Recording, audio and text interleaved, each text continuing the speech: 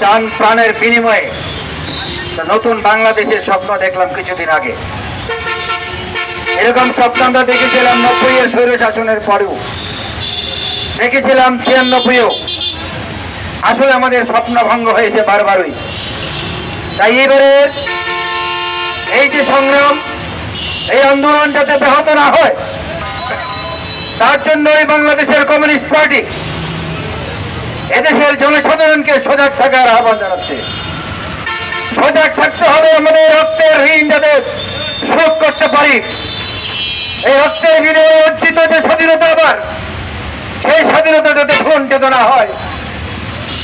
এদেশের কৃষক,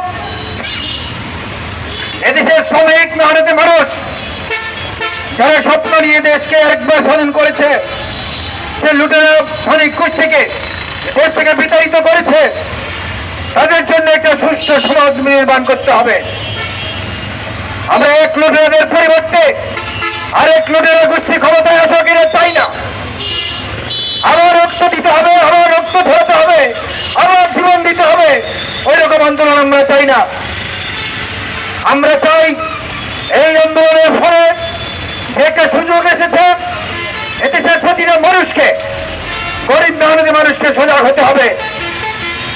স্বাধীনতার 53 বছর অতিবাহিত হয়েছে, এদেশের মানুষ সুস্থ একটা শিক্ষা নিতে পায় নাই, একটা শ্রম নীতি পায় নাই, একটা শিল্প নীতি পায় নাই, একটা কৃষি নীতিও পায় নাই।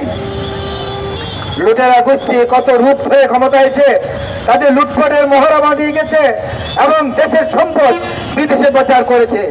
আমরা বাংলাদেশের কমিউনিস্ট পার্টি এদেশের গরিব মেহনতি মানুষের পক্ষে লড়াই সংগ্রামে ডাক দিচ্ছি। আবার আসুন, শুধু ভোটের রাজনীতি নয়, শুধু কথা বলার অধিকার থাকলে হবে না, আমাদের ভাতের অধিকার প্রতিষ্ঠা করতে হবে, বেকারদের চাকরির ব্যবস্থা করতে হবে, ছাত্রদের শিক্ষার ব্যবস্থা করতে হবে বৈতনিক ভাবে।